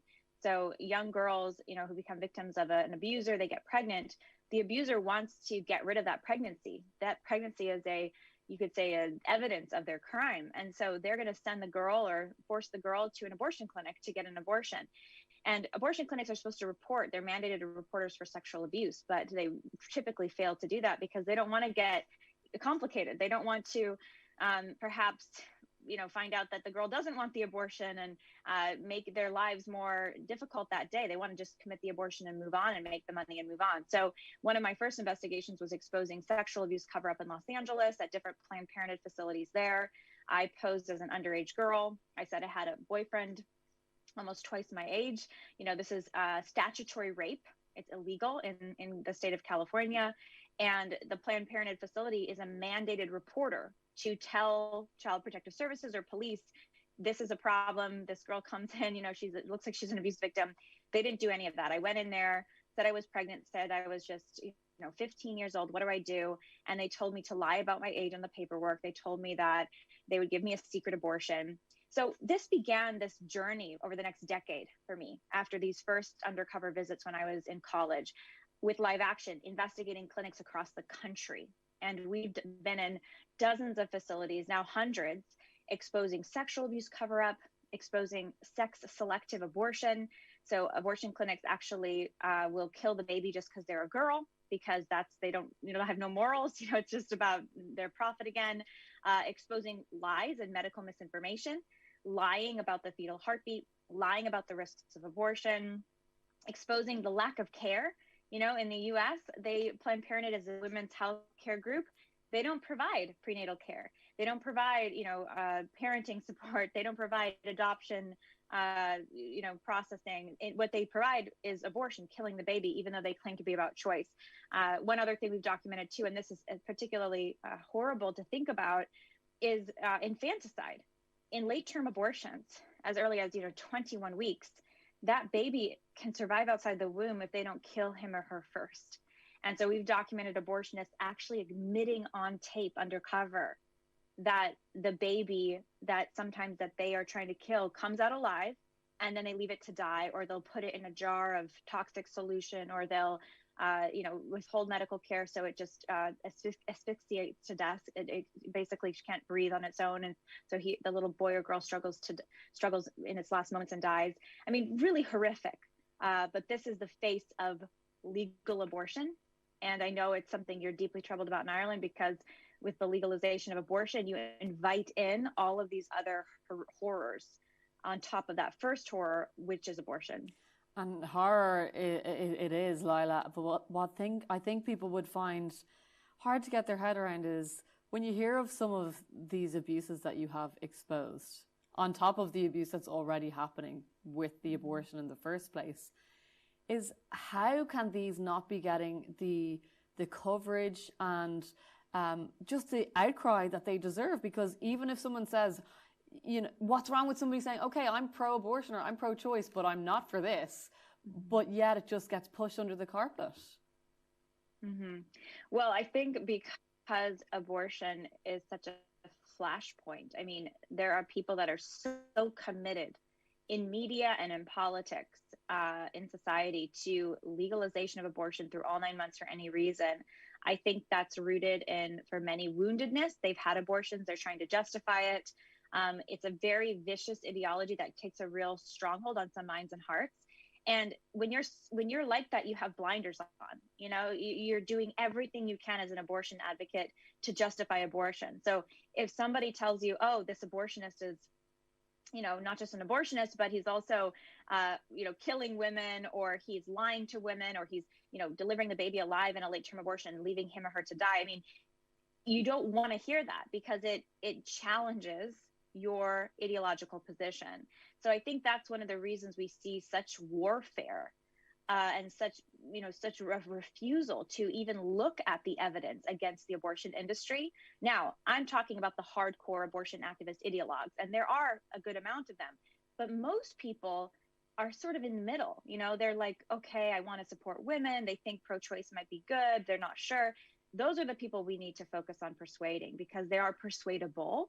And then, of course, we should pray and continue to fight politically against those that are so zealous in support of abortion that they will ignore all of its harm to women and all of the other unethical, illegal activity happening around it. It's a lot of frustrating things that we've talked about, Lila, but there's also a lot to be hopeful about, particularly in the United States at the moment. Tell us a little bit about the Texas Heartbeat Act and the upcoming Mississippi case before the Supreme Court, and how this might signify an overturning for Roe v. Wade and could turn the tide in the pro-life direction. Do you think this is possible? Yes, so we're very optimistic about unprecedented gains in the American pro-life movement right now. And I hope it's encouraging to you in Ireland, because, we've had abortion now for nearly 50 years. Nearly 50 years it's been legal here. And some people say, oh, once it's legal, it's over. You can never get it back. You can never get back a pro-life country. But we're making significant strides towards that. And I know Ireland can do the same. In Texas, you just mentioned Texas's heartbeat law. This is an unprecedented law. It went into effect about a month ago. It's saving 100 lives a day in Texas. It bans abortion when the heartbeat can be detected, which is around 6 weeks, 5 to 6 weeks of the baby's age. And so it's incredible that it has been allowed to stand by both the Supreme Court and now the Fifth Circuit Court. So our judicial system remarkably is allowing it to stand. This is because of the way the bill was written. It was written really carefully. It definitely will continue to be challenged. But the reality is it's been in effect for a month, and it is the most pro-life law our country has seen in 50 years. And it's saving 100 lives a day. So we are thrilled about that. And then the second thing is the U.S. Supreme Court, our highest court, has agreed to take up another state's abortion case in Mississippi, their 15-week abortion ban, which another district court tried to strike down. And the Supreme Court took their appeal. If the Supreme Court upholds Mississippi's abortion law at 15 weeks, this is called a pre-viability abortion ban. Viability, this thing of oh, the child can survive around 22 weeks, so then you make the abortion cutoff then outside the womb. I mean, it's very illogical, but that's the abortion argument.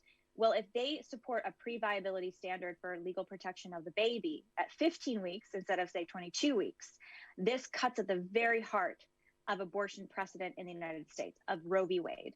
And it would basically empower states, not just Texas and Mississippi, but states across the country to pass more life-saving laws. So we're very encouraged to see this unprecedented progress on the legal front as we continue to fight, of course, the educational, cultural battle. It is a reason to hope, and hope we will. Something that I wanted to touch on is, of course, your book, Fighting for Life, which has been really successful. Tell us a little bit, Lila, about what's in the book and what you hope to achieve with it.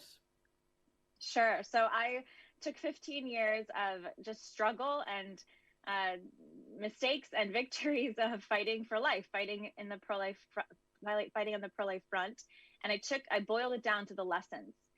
27 lessons for activists and for advocates for how do we make a difference? How do we put up with challenges? How do we put up with obstacles, insecurities, people who are hateful towards us? What are the best strategies that we can use to reach people and to make a difference?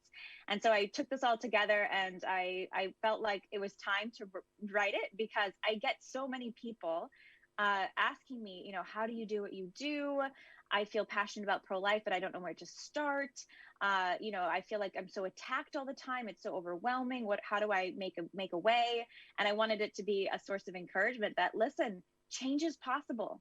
You do have what it takes to make a difference. You specifically are needed right now in this time in history, in Ireland, in the United States, wherever you are placed. The knowledge you have about the truth on abortion, human life, and the gifts that I believe God has given you specifically, you might not even know what they are fully yet. There's a purpose for them. And we need to step into our purposes individually and collectively, because that's how we change the world. And so I wanted it to be that inspiration point and practical advice too, using my stories and my own lessons to say, listen, we all have a role to play. And if we all stand up and step into our individual purposes in the fight for life, we can change the world, and we can end abortion. You can end it again in Ireland. We can end it in the United States, and we can change our societies. I want to delve into that a little bit more, Lila, because I know people are going to be watching you and listening to you now saying, she's incredible, just the work that you've done, what you've achieved. And as you said, been doing this for such a long, since you were a teenager, and now, you're a mom as well, juggling all those things. And people are thinking, oh my goodness, I couldn't do that. How does she do it? But you actually touch on this in the book. You talk about the idea of imposter syndrome. Well, yes. And there's certainly many times, listen, when I was a high school student and then a college student and then in my 20s, there were so many times I didn't know what I was doing. And I think a principle that I talk a lot about in the book is resilience and a willingness to make mistakes, to get our hands dirty, maybe even to look a little bit foolish at times, knowing that this is how you grow. This is how we learn. There isn't a perfect plan that's mistake-free, that's pain-free in the path of growth and becoming a force of change in the world. Like, it's going to get messy, but that's okay. I think I talk about, for example, I was a host of a congressional press conference. And I was, I just released this undercover investigation, and I'd labored trying to put that together and made mistakes along the way. And now I'm hosting this congressional press conference at 23 years old. And there were all these mistakes in the planning, and I end up late to my own press conference. I'm unprepared. I didn't even know how to do a press conference exactly. And, the team I was relying on made some mistakes that I wasn't really managing them right. So it was a comedy of errors. And it was incredibly embarrassing and confusing, because I was like, oh, I didn't realize I'm even late to my own conference. The timing was wrong, and, the programming was wrong. But I left that day thinking, okay, I can just be so mortified and never try again because I screwed up. Or I can say, I'm going to learn from this. I'm going to figure out where I went wrong, fix it for next time, and keep trying, because this is, in the end, it's not about me, right? It's about the people I'm trying to help. And I have to be willing to put myself out there and even make mistakes to help them. So I talk a lot about resilience, making mistakes, getting up again, and how we should expect to make mistakes, but that they can teach us so that we can be better next time to help more people. One of the things, Lila, that jumped out at me that you mentioned a moment ago was you talked about, yes, the importance of fighting abortion from a legal and political perspective, but there's also the culture wars. And I think that's something that Irish people in particular will be really feeling, especially since our referendum, since abortion was introduced, that you just feel kind of beaten down by this overwhelming pro-abortion culture. But on the positive, we still have these amazing, and to use your word, resilient volunteers. What would you say to those pro-life people that are watching now that are finding things tough, but when things feel quite hopeless at times, but they want to be hopeful, they want to know, well, what can I do? How can I be of use? What's the best advice that you could give them? Mm-hmm. Well, history is full. It's full of stories of hopeless causes and people that dared to hope and kept working, and then they achieved victory. In the United States, there were, everyone, not everyone, almost everyone in politics said, oh, slavery is permanent. We can't eradicate slavery. I mean, a whole economy was built on it. A whole culture accepted it, not just in the south of the US, but in the north. And this idea that we would eradicate it and we would overcome, systemic racism, at least make huge strides towards overcoming it, people thought was completely impossible. People said it was completely impossible that women would be given the right to vote. I mean, there were naysayers everywhere making fun of women suffragettes demanding that right to vote. They secured it because they persevered for decades. It doesn't take a night. It takes sometimes a lifetime, but it's worth it. And so I think that's the message and the lesson for us is, listen, you might feel alone. You might feel like it's dark, but that's the story of any great cause. So persevere. Hold on to that value of resilience, get good friends. I talk about that in my book a lot. Get good pals on the journey. You need your fellow supporters to walk with you, and take time to laugh. Take time for love your family, love your hobbies, whatever it is that brings you alive, your faith, pour yourself into that too, because we're human. We're not just made to fight darkness. We're made to celebrate light and joy. Life is good. But keep fighting, because I believe we will achieve victory and see an end to abortion, not just in our countries, but globally. We can change the future course of history if we're willing to fight. And we have to hang on to that being, that can actually be a reality. Finally, Lila, I just wanted to ask you about moving on from that and building on that. You talk about, I think I heard you say in an interview about how we have to move from knowing this is one of the most important human rights issues, human rights injustices that we need to highlight. But how do we move from saying that to trying to communicate that with others and to get people to understand with the urgency and the grief that we've talked about in this chat, that this is the most important human rights issue in the world? Well, I'll never forget a conversation I had with a college friend of mine, and she was, very lovely, progressive, kind of left-leaning, pro-choice, whatever, that kind of a lot of college students are like today. And we were talking about abortion, and I was explaining what I did with Live Action, and she was saying, well, the women have these rights and we need to defend them, et cetera. And I said, I completely agree. Women have rights, they're human rights, and they deserve to be protected like anyone else's.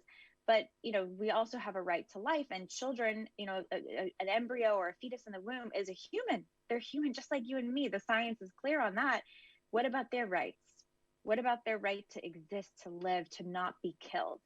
And no one had ever even explained it to her in that language. It's funny how the simplest concepts on the pro-life fight sometimes are not already in the minds or hearts of everyday people. We assume, everybody should already know.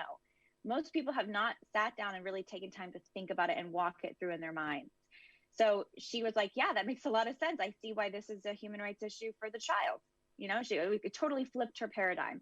So I would just say, don't assume that people already know.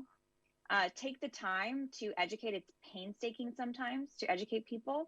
And also consider that, the society, the media, school system, government is very pro-abortion right now.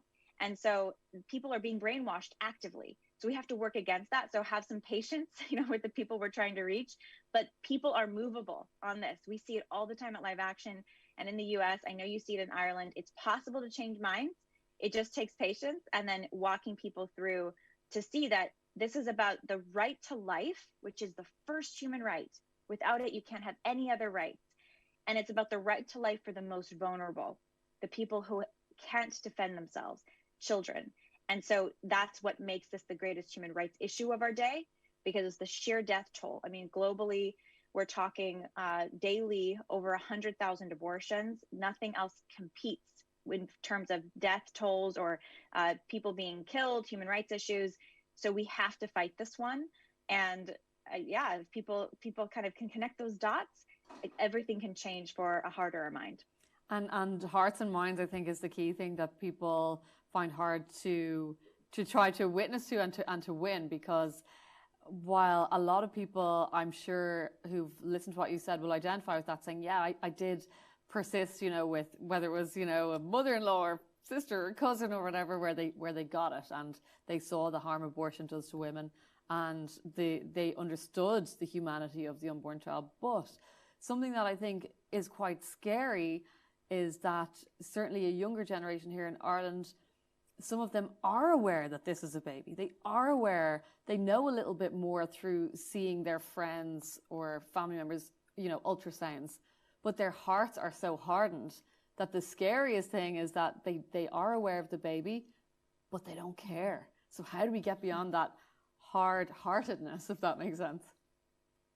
I mean, it's a complex problem, because I think the hard-heartedness, where they intellectually understand, but they refuse to, respect that life, and they're willing to commit violence against another. I mean, that is the human condition, right? As human beings, we're capable of great good and of being okay with great evil. We have free choice as human beings to do evil things. So yes, we're going to deal and run into, even in our own hearts, our own moral struggles ourselves, and certainly watching it play out with others, people who say, yeah, it is a baby, but I think I can still kill it. And that's devastating to hear. That's why we fight, so hard for the law to change, so that the people who are willing to kill still aren't enabled to kill. But I would say, listen, if you're a person of faith, pray. It's a spiritual battle. Jesus Christ talks about how some evil spirits or evil inclinations can only be driven out with prayer. No matter how much you argue or make a logical case, or you even accompany the person lovingly, like, it's just prayer. It's sheer prayer. And also recognizing that we can't win everybody, I think everybody we should try to win, but there will be people who will still choose their own path. That's been the story of human history. We have to keep going, because there's people, the next person online is ready to hear our message. You see what I'm saying? So keep going, persevere. And if you're a person of prayer, and I encourage us all to be, because I think in the end, this is a spiritual battle and God's battle, pray for souls, pray for hearts, pray for our own. And in the end, I think God is the one who is going to have to deliver the victory.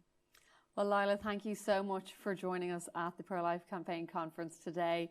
And we wish you every success, ongoing success with the book.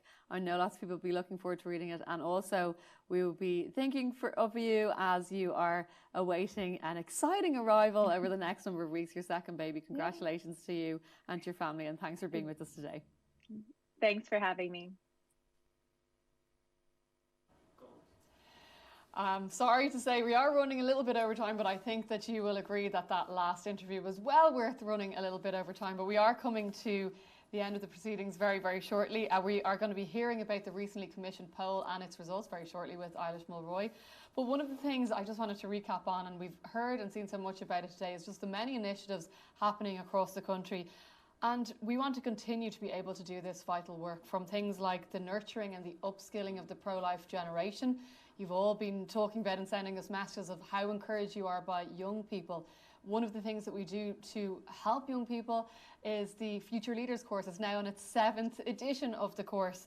Of course, we heard about the amazing work of Community Connect, who is helping and assisting vulnerable mothers with practical supports. That's another initiative that's happening. And of course, the grassroots initiatives that happen across the country, keeping us all connected and in community with one another. There is many, many more. But the simple point is this: we couldn't do any of these initiatives or any of the work of the Pro-Life Campaign without your support. And of course, we know that there's many demands on your resources, on your finances, but I'm sure you will echo what Lila said. in that interview that this is the most important issue for our generation. It's the most important human rights issue of our time. And so therefore, I hope that it takes importance when you're considering perhaps giving of some of your resources. And you can do so by visiting prolifecampaign.ie. Thank you so much in advance for your generosity and for enabling us to be able to continue to do this vital work. We're never going to give up, and we're going to keep going until we can rebuild a society that will protect life from beginning to end. Now I'm going to go over to Eilish shortly, and I wanted to thank you all for supporting us today, but I want to talk a little bit, Eilish, about the opinion poll and its findings. What did it find? Yeah, well, so we commissioned opinion polling in October of this year with the Morrick Research, and we had a number of questions that we asked. We're releasing 2 of those questions today. The first was on the issue of the abortion numbers. As we spoke about earlier, we've seen over 13,000 abortions since the law came into effect, despite assurances that abortions would be rare. So we asked the question of what people thought about those numbers. And of those who expressed an opinion on the abortion numbers, over 60% of people said that they were higher than they'd expected. And of course, these opinion polling questions are across a cross-section of people. So they include people who voted yes, people who voted no in the abortion referendum. Different ages all across the country. So it is a good representative sample of Irish people, basically, in their opinions. Yeah. Absolutely. And that's very encouraging for us going into the 3-year review, that we have majority support on some of these issues that we're going to be focusing on in terms of the review. The second question then was in relation to giving attention and care to babies born alive after abortion. So to make sure that babies born alive after abortion are given every medical care. So we asked the public if they would support an amendment to the law to require doctors to give medical attention to babies in that situation, a very, very tragic situation. And unsurprisingly, 77% of respondents would be in favour of that, with a very low figure against it, and 17% didn't express an opinion. So again, that's very encouraging. The Minister for Health was pressed recently on this issue as to whether guidelines would be introduced on this topic to ensure babies born alive after a failed abortion would be given medical attention, and he didn't answer that question. So that's a really, failed to give any commitment on that, which I think people would be shocked by. So most people are probably shocked that this happens at all. Absolutely. That this is a reality, a gruesome reality of abortion in this country. For sure, and that's part of our challenge, to get these things out to the wider public in advance of the review. Well, it's, I guess, encouraging in one way to hear that people, once they're given the information, that it's power, and that actually people's hearts are more in step with the kind of pro-life position when they're given the knowledge and the power.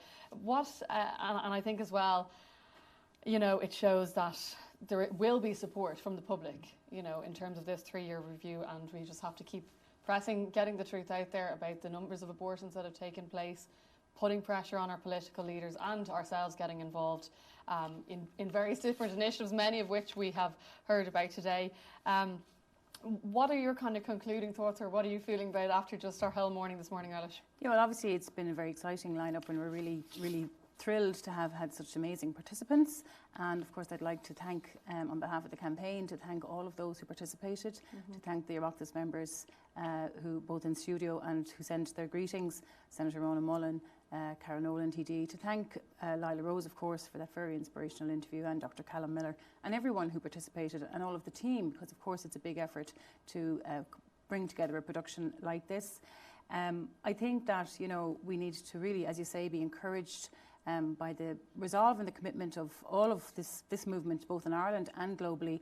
And in advance of the review, again, just thinking about the opinion polling, one of the things Chloe Kennedy said earlier on was that, the 34% who voted no are made to feel like they're only 3%, and remember, it's 1 in 3 voters who want to see the unborn child protected. So I think that events like today are very important to remind people, I suppose, about the strength of the movement, and encourage us all and motivate us to keep going. 1 in 3 is significant when you think about it like that. I remember seeing a sticker saying, "I am the 1 in 3. We are still a powerful force for good and for change," and people need to remember that. That's right, and I'd encourage people, people who may be tuning in for the first time today for one of these events, to get involved. Stay up to date, follow our social media pages, sign up for our weekly email, so they'll hear more and be kept up to date on all of the political kind of changes on this. And you know, as the 3-year review approaches, that people would take the time to connect with their politicians, to ask those politicians to support these humane changes to a very unjust law, and also to offer their support to the politicians who already are standing up for life in Leinster House, who we're very, very proud of. So I think it's a key messages from today is to go away, stay committed, and let's work harder together to make the changes we need to make. Eilish, thanks so much for that. And thank you for giving of your time today on this Saturday morning. And I know often after these events we have fire in our belly, we have energy. So just echo what Eilish said, just use that energy now to go onto the Pro-Life Campaign's website, find an initiative that you can support or get involved in. There's so many things that you can put your gifts and talents towards. One of the things that is great fun to do and will certainly help the Pro-Life Campaign is the Célura Cush Lifa, the online gala bid auction that is happening right now. It's great fun to browse through some of the amazing items. I've got my eyes on Rory McIlroy's signed golf shoes for sure. Thanks again, and hopefully we will get to see one another in the flesh sometime soon. But for now, goodbye and God bless.